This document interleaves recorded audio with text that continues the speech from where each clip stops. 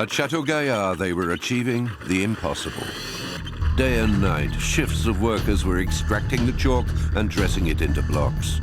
In just a few months, they shifted almost 5,000 tons of stone. People were almost worked to death, one gets the impression. There's a wonderful account by an English chronicler. He said that they were worked so hard that one day there was a shower, blood descending on them. And the whole thing seemed diabolical. It was unnatural that they should be worked so hard. The site was a veritable anthill.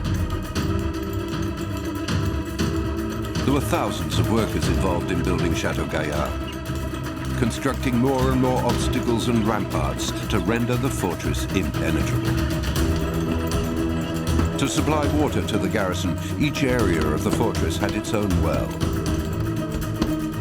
Water would be essential if there were to be a siege, so each well had to be at least 400 feet deep to reach the water table. On site were several cranes or squirrel cages. With their very strong legs, the workers could drag around loads of up to a ton. An ingenious scaffolding system covered the ramparts. And up its ramps, the blocks of stone were all pushed by hand. In the middle of the fortress, the 25-foot in diameter and 60-foot high keep was the structure's centerpiece and the last rampart against invaders.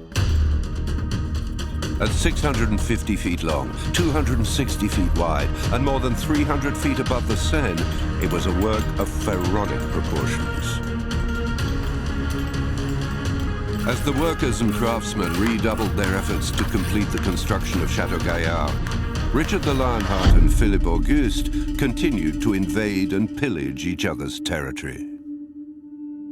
In the middle of this endless conflict, Philippe Auguste came several times to inspect his troops at the Château de Gaillon, just some 10 kilometers from Les Andelys. He watched from there as his enemy's fortress rose up from the landscape. It was quite a provocation. From the Château de Gaillon, Philippe Auguste could see the site at Les Andelys starting to be fortified. All of this is being done within a few kilometers of Philip. It's a massive challenge. And as a challenge, it is saying, I am coming to get you. Possibly even more important than its military or its domestic function is its symbolic function. It stands above the river on that magnificent outcrop of rock, and it tells everybody that this is a possession of Richard I, and he's grand enough to build it. So I think it's an emblematic building before it's anything else at all. This outstanding creation might well imperil all the King of France's plans of conquest, especially since it was rumored to be impregnable. To anyone who approached it, it wasn't just impressive, it was a challenge. Even its name would make the enemy shudder.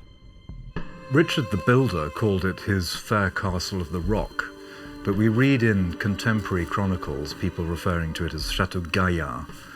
And of course that word is very potent. It means strong or tough, but also saucy. Gaillard, c'est comme pétulance. Et pétulance en latin, ça veut dire orgueilleux, ça veut dire insolent. C'est le mot qu'on emploie quand vous vous approchez d'un animal qui grogne et qui se hérisse et qui vous montre qu'il ne faut pas s'approcher. Et on a vraiment l'impression que Château Gaillard, c'est si tu me cherches, tu vas me trouver. Philippe Auguste had been warned.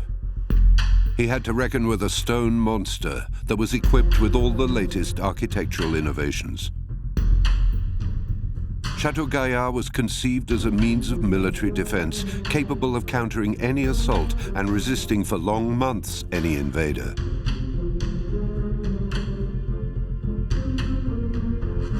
For if he wished to protect his territory, he had imperatively. The triangular forward section has 5 towers and is surrounded by an impressive moat that's almost 40 feet deep. This end of the castle faces out over the plateau behind and provides surveillance over it. The ward was guarded by a gatehouse and a drawbridge. It was home to the stables and the storerooms. The third or inner ward houses the keep. This was the ultimate refuge in the event of an attack. It was also the residence of the castle's commander. The castle's 3 wards are one inside the other, like a Russian doll. Château Gaillard is like an onion. It has all these layers of fortification, and everything closes down on the tower itself. Each one is independently fortified, but they're also integrated, so the one can defend the one in front of it. So it's very advanced and hugely costly because it's the most modern technology applied to castle building at the time. Richard the Lionheart's chosen site presented a considerable advantage. The plateau behind it is the only possible access. The enemy could come from nowhere else. It's turned in an obsessional way towards the plateau, and what shows that obsession is that right on top of the forward section there's a tower that astonished people at the time with how tall and strong it was. It was enormous. We can get an idea of it now, but it would have been even bigger at the time, and it looked out over the plateau. This impressively dimensioned tower considerably reinforced this part of the castle. And inside the ward itself were many innovations. Back in the 12th century, the 19 rounded walls all around the keep were something totally new. They made it harder for enemy projectiles to harm it. And from the arrow slits, these scalloped walls left the archers with absolutely no blind spots. Behind that wall stands a keep with buttresses in the shape of inverted pyramids called machicolations.